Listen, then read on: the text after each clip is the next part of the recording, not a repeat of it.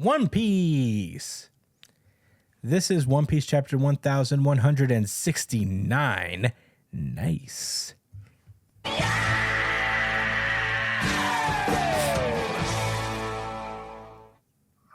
My death cannot come soon enough. First of all, color page exquisite this week. We got basically a fucking dapped out portrait of the Rocks Pirates.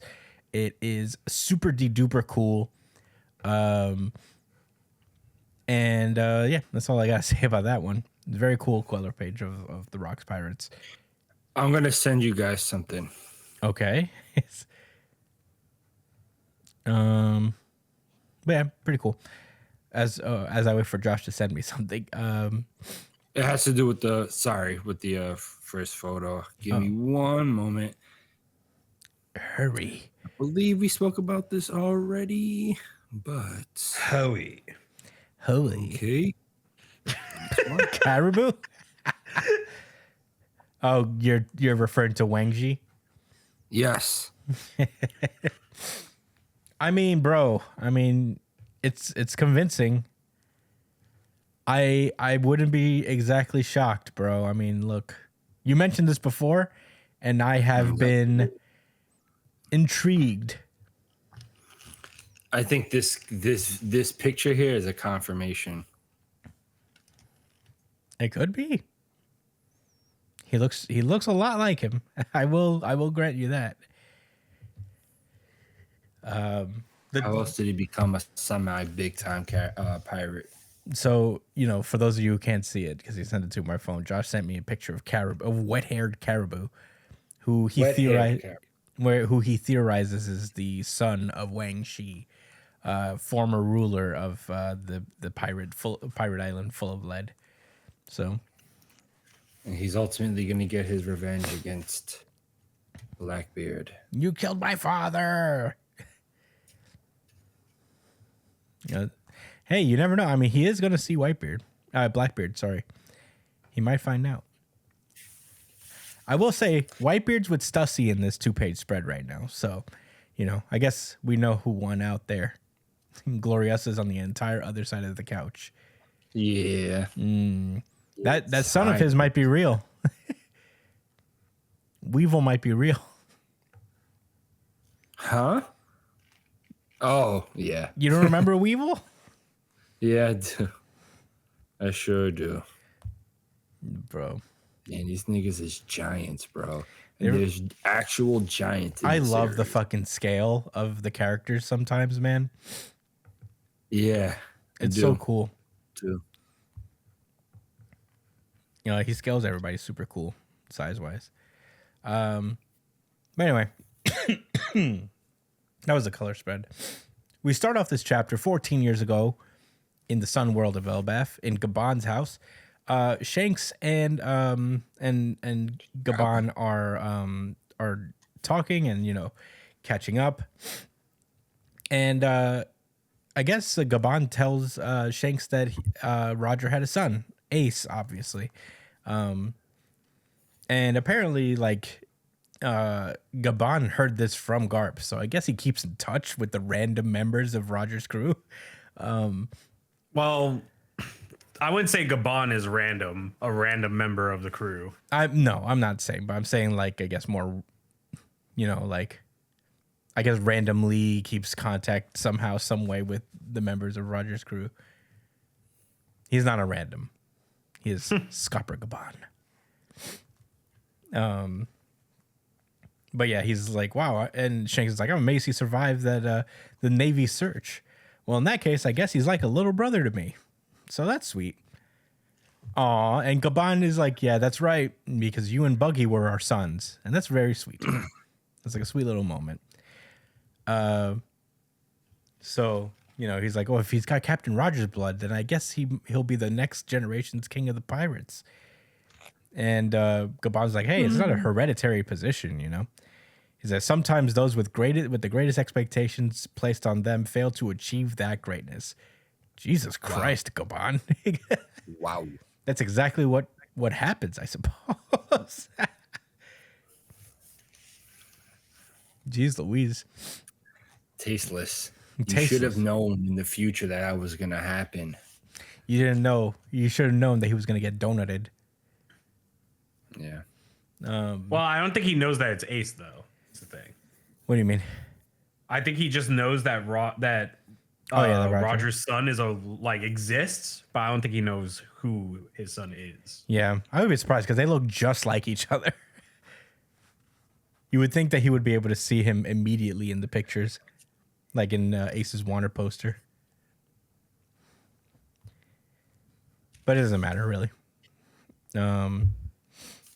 So yeah, we cut back to the Aurus castle. Last we left off here, Harold had just realized that he has given Emu in the entire control of his body, and Emu had just commanded him to force all of the people of Elbaph to be soldiers in the world government's army. And we're here where he just seemed to have cut down one of his guards. And he's like, why did I cut down my own guard? It was like my own body moved on its own. So it's not looking great. And after like pondering all of this, he's just like, oh shit, as long as I continue to live, my presence will only make this country worse. And he immediately turns to his guards and commands them to kill him. And as he's doing that, Emu takes over his body again and he starts attacking his people. And just as Loki and Ja Rule walk in, we get that scene that we first saw when this flashback started of Harold being impaled several times over by his own guards. And as they're doing that, he can feel his body regenerating. And unfortunately, he's not able to stop himself from attacking his own men again. Loki and Ja Rule are stunned. They're like, whoa, geez.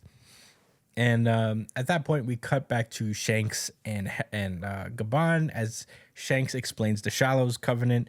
He explains that, as long as they're out of range, the Shallows Covenant prevents them from having to follow Emu's commands. But Harold signed what was it? He made that the Depths Covenant, I think it was. And obviously, wait. What? Is that the arm that he lost? Ooh. That's a good question. He still has both arms here, I think, right? Yeah, no, at this point he hasn't lost one of his arms, but I think that is the arm that he lost. So he may not be under the control of the Covenant anymore. Maybe that's why he let that thing take his... He lost his arm. Maybe that's why he let that thing take his arm.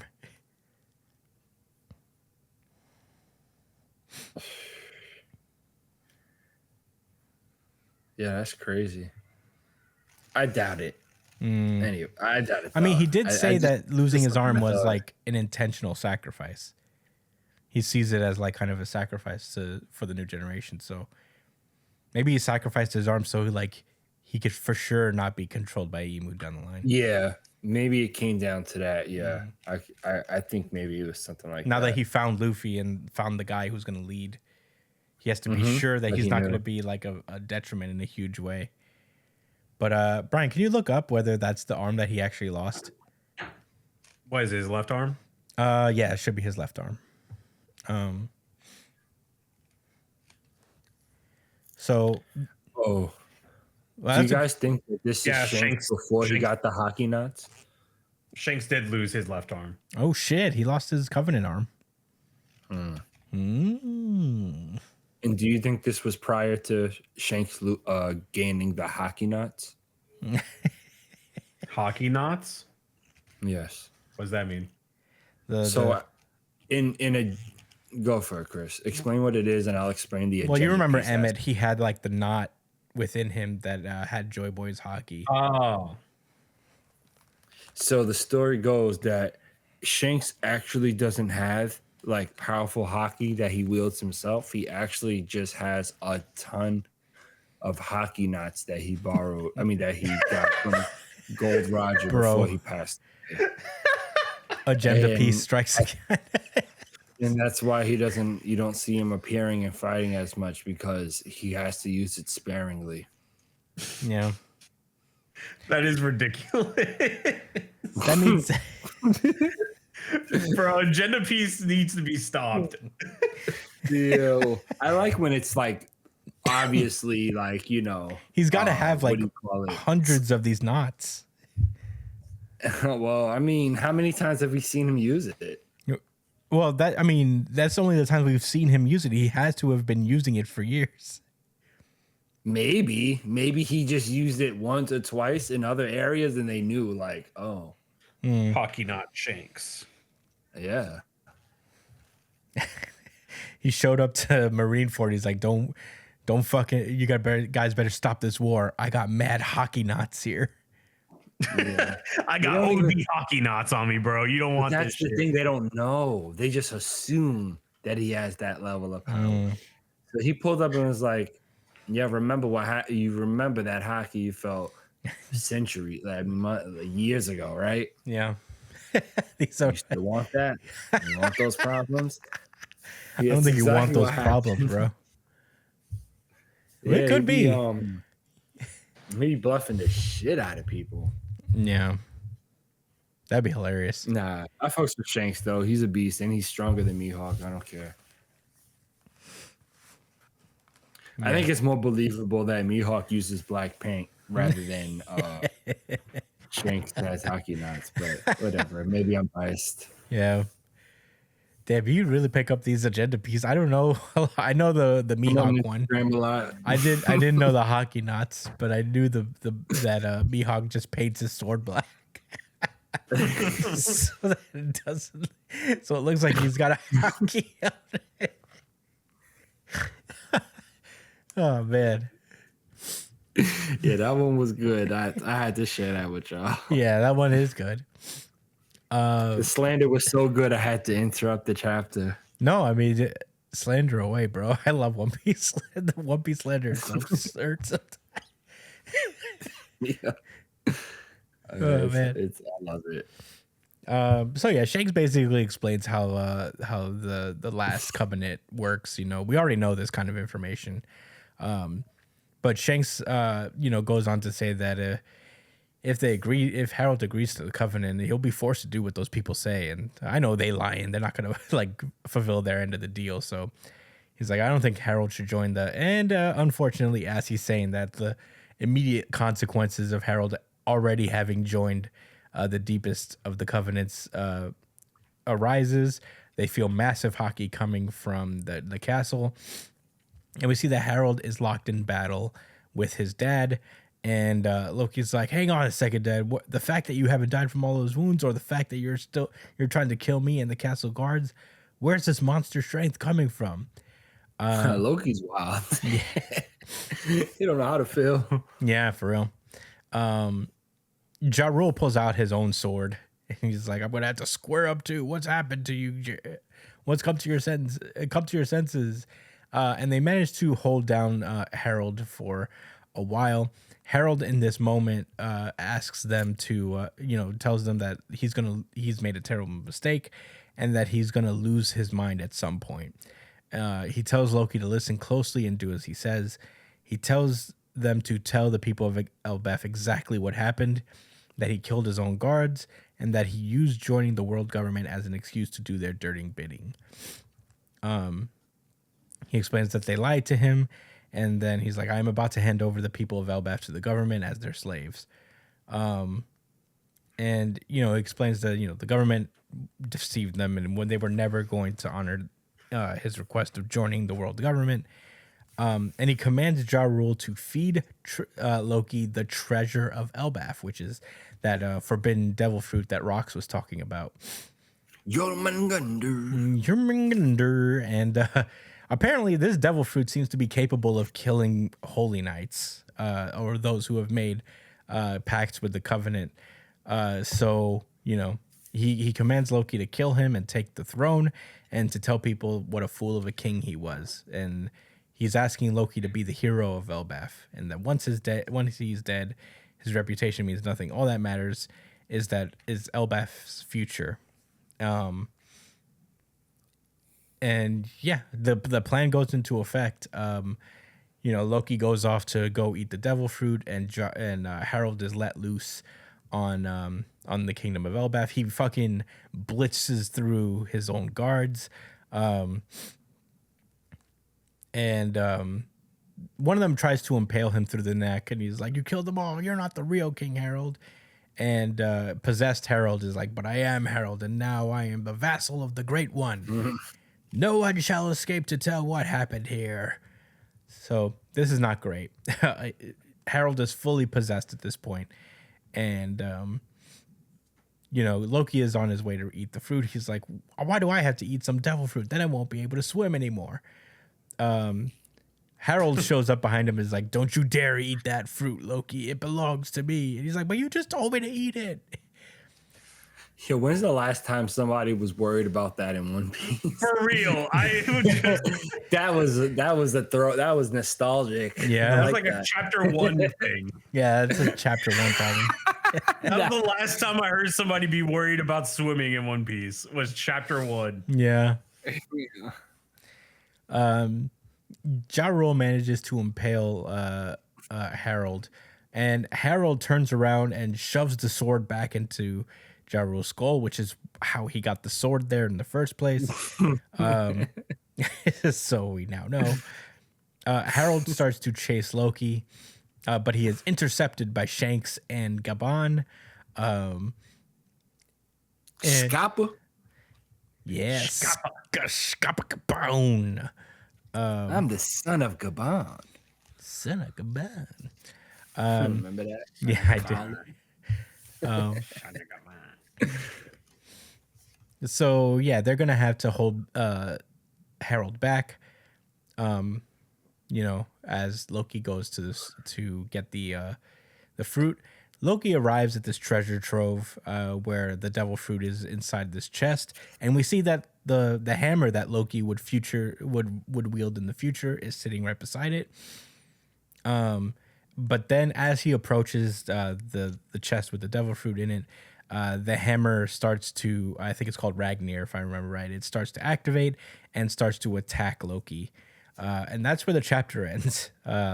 Boy, oh boy. Josh, what did you think about One Piece chapter 1169? Ooh. What could the fruit be? Right? What could it be, man? I mean, on the one hand, we have the Viking folklore. I'm sure there's like more. I'm sure there's like a more accurate name for it. Nordic. The Nordic fruit. No, I'm just all right. Anyway, the Norse fruit. Cultural. It could be something like cultural, So like their mythos, like like Thor's mythos. It could be like Thor character, or it could be something that's also of demons and devils, just like Emu kind of is, and because they're the same like power source, maybe he can damage it. Maybe that's why it's a treasure in the first place. That's what I'm thinking. It's probably a combination of the two, right? Yeah. Some type of demonic fruit, because all we know is that after this event, Loki's chained up and treated like he's like, an enemy. So yeah, I think his whatever fruit he used looks very scary and horrific as well. Yeah. And it was capable of killing Harold. So is that more specific to him as a giant, or him as in his state as a someone that can regenerate? I think it was specific to his regeneration. Yeah, no, that's what I mean, is that like right? Harold right now is not killable by normal means. Right. So whatever fruit, and he specifically told Loki to get the fruit and then kill him. So the idea is that the fruit is capable of ending the immortal lives of people. We've seen that like strong enough conquerors hockey can damage them more, not permanently, but much more potently. Yeah. It makes their generation slower. But it's not like he's about to eat the fucking conqueror's hockey fruit. You know what I mean? That's not strong enough hockey happen. to kill an immortal. Strong enough hockey to kill an immortal fruit. Yeah. Besides, I'm pretty sure Shanks got that one already. So yeah, he's got that. No it's the knots, bro. It's the not fruit. It's gonna be some type of creature of, I'm telling you, of like demonic nature. Let me tell you guys something. I watched Lord of the Rings this weekend. I mean, I watched it a long time ago too, but it's rewatching it. It's a really nice movie. It's just all white people. By the way, I actually never realized that when I was a kid. Not one time did I actually think about the fact that there was only white people. Yeah. In this movie, which is a little problematic, but I don't want to get into all of that. The point I wanted to bring up though about Lord of the Rings, that there's this huge fucking flaming monster. It's like the coolest part of the entire series. The Balrog? The Balrog. When they said Balrog, I was like, really? The nigga from Street Fighter? Oh, yeah. I didn't realize that's why he's named Balrog. Now it makes... Whoa. No, wait. No, Balrog is the boxer. Right. Is that not Balrog? That's the Balrog. So, what's funny about that Balrog. story? Balrog. Yeah, but all right, so you know how M. Bison is like the main bad guy? Mm-hmm. He's named their names were supposed to be switched. He was supposed to be Balrog, and the boxing dude was supposed to be M. Bison. But they were scared about copyright laws, that it was too close to Mike Tyson. So, that's crazy. Because that's who they was they didn't model the character on him, but like his, he's like the most known boxer at the time. Yeah, but how do you copyright a person? I don't think like Mike Tyson. I don't know, has a patent on himself. Well, I think they were worried about like that. Oh, like he's modeled after him. I guess they were scared of the legal team, so they just swapped it to be safe. And that's why, the main evil villain is called M. Bison. I didn't know that. Yeah. Feel like I was making a point. Anyway, I think something about the he's Balrog. gonna be a Balrog, bro. I think he's gonna be like a flaming dark creature or some shit like that, like a real demon, because that's the flavor right now. Yeah, that's the flavor right now. And devils, sun gods and devils. Yeah. Who are the Half Moon people, bro? The Half Moon people? Tell me who the Half Moon people are. It said it on the mural on the tree. I should have talked about that in the updates, but tell me who they are, Chris. You have to know. I don't know. Rack your brain. I don't know. Knowledge. I'll tell you what. It's funny. The earlier or the more recent arcs of One Piece are the ones that like kind of leave my mind at the moment until I read it again and I get to that point. So I don't remember a lot about actually the very beginning of this arc. Fair enough. Is this what happened with Garp? Is this why he does what he does? Has he also signed a pact? No, he doesn't have a covenants pact. At least as far as he does this on free will. Yeah, this was his call, unless he secretly signed a pact. Sure. He would still be at fault, but it would understand why he stood for all these years. Oh no, what did he say? Someone has to protect the rank and file, right? Yeah. He's doing a great job of that. That's sarcasm. If Ace was one of the rank and file, he'd still be alive right now. I guess. But he's a pirate, so it is what it is. Yeah. He didn't do half the shit that the people you work for did, but he, I guess. Whatever. Anyway, Brian, what were your thoughts? Do you love Garp and accept his ways? I want to know why Garp is like what got him to become a Marine in the first place. That's still because he's a bitch ass nigga. I mean, there's something about him that we don't know yet.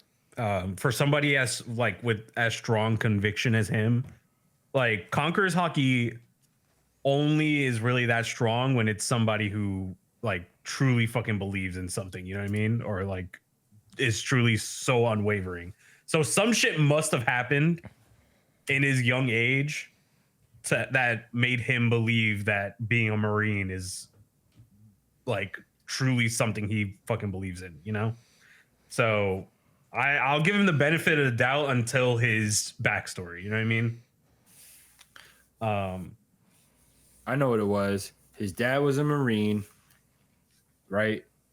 And what happened was a pirate came around and stole his mom from his dad romantically, and he's hated pirates ever since. Damn. Well, I think got it. the one image we have of Garp as a kid is that he's just kind of like, he was very similar to Luffy's coming up. Like he was riding a tiger and he had like a treasure chest on him. It was one of those like little drawings of that Oda does of characters as children. Yeah. And he drew Garp. He had a as treasure kid. chest? Yeah, like a treasure chest, and he was riding a tiger.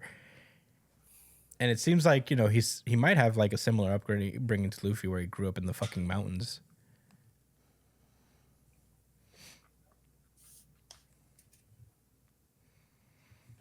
But I don't know. I don't know why they're Marines. I think that's a good question.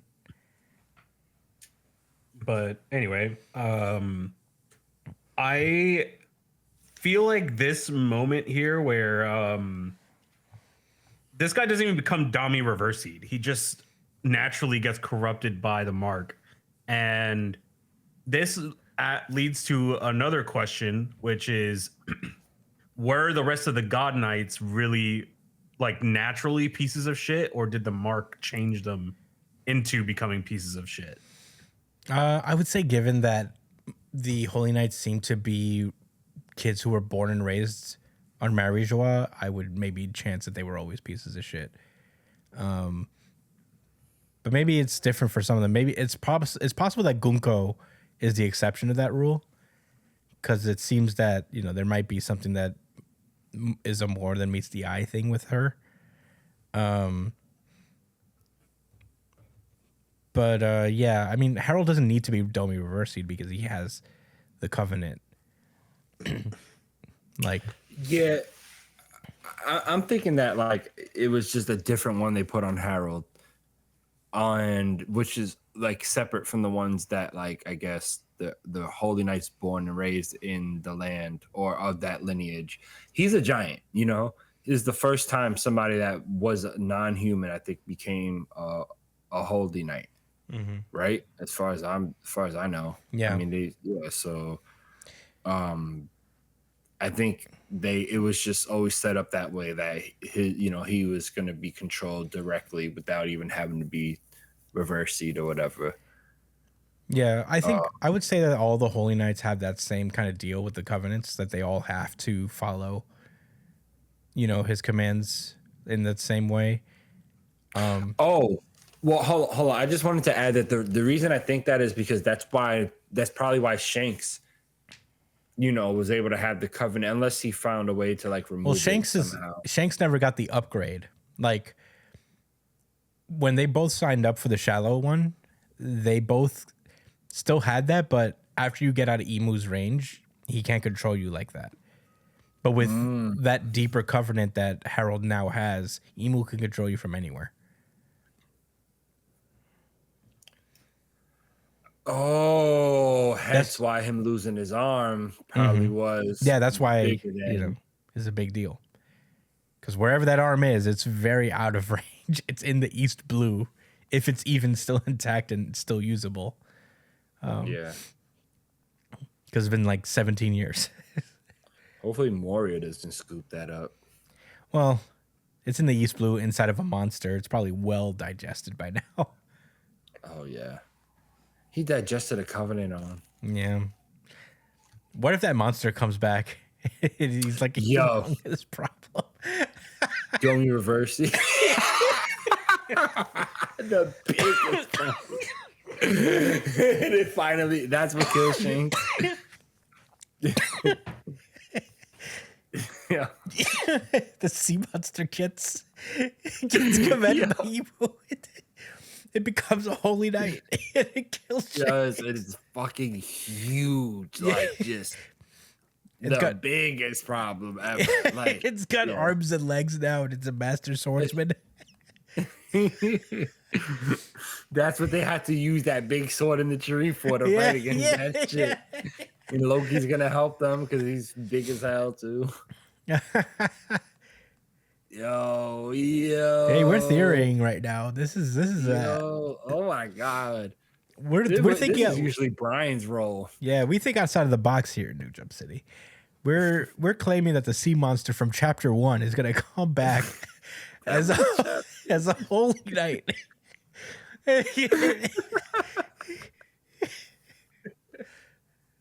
That was chapter 1, yo. It wasn't even a fucking Neptunian. It was No, it was just a regular ass sea monster. We're a Neptunian now. Oh, bro, imagine. Fucking super evil Neptunian. A Neptunian with purpose. Yeah. Oh my god. Sorry, Brian. We didn't mean to hijack your thoughts. What else did you? I didn't have much else to say, to be honest. All right. Well, yeah, you know, color page go burr. I love this color page a lot. It's pretty cool. This wasn't my RGC, but it was still a very good chapter. I'm excited to see what the next chapter will bring. Will we see Loki's devil fruit? I feel like they're still gonna withhold that somehow. They're gonna find a way to kill Harold off screen with the devil fruit power, so we won't know until we come back to the present and it gets revealed. I think Harold's gonna kill a couple of holy knights in the present day. It's gonna be sick. It's gonna be fucking sick, dude. He's gonna kill someone. He's probably gonna kill the Thorn guy because he's such a piece of shit. All right, better. I just want to acknowledge one thing before we move on from One Piece. So if you go to page 5, I think it's page 5. There's a panel where it show he had ripped out like his horns, like previously. Yeah. So now remember, when I'm first reading it, I read it was a waste. It was all for nothing. As I see over that, he's ripping his horns off, and at first I took that as damn, like. You did do that shit for no reason. I thought he was talking about that in particular. Yeah, he was talking about the horns. Bro. And then he said 140. I was like, oh, you're talking about like that. The whole scope of your life was a waste. Yeah, right. Not just I thought specifically he was like, God damn it, why'd I rip my horns off for this? Well, that was the first thing that came to mind. He was like, he's got to be a little embarrassed at that point. He's like, I didn't have to go that hard. I thought that's what it was all about, but it's at least 70% about that.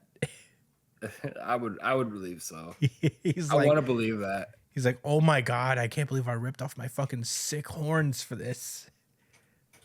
I didn't even have to, probably. They probably would have given me the covenants without it.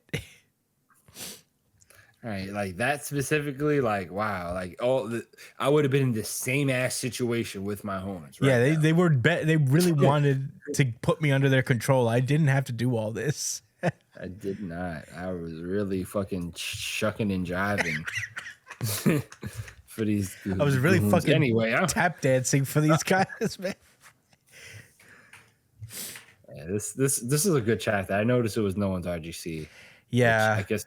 Because this guy has made a complete fucking fool of himself, and it's hard to watch. Yeah, it's cringe. We're just like, ugh. It is. It's fucking cringe. Yeah, yikes. All right. Well, I don't really have much thoughts outside of that. I think it's pretty cool, but I think next chapter will be RGC material. I'm feeling it. Yeah, same.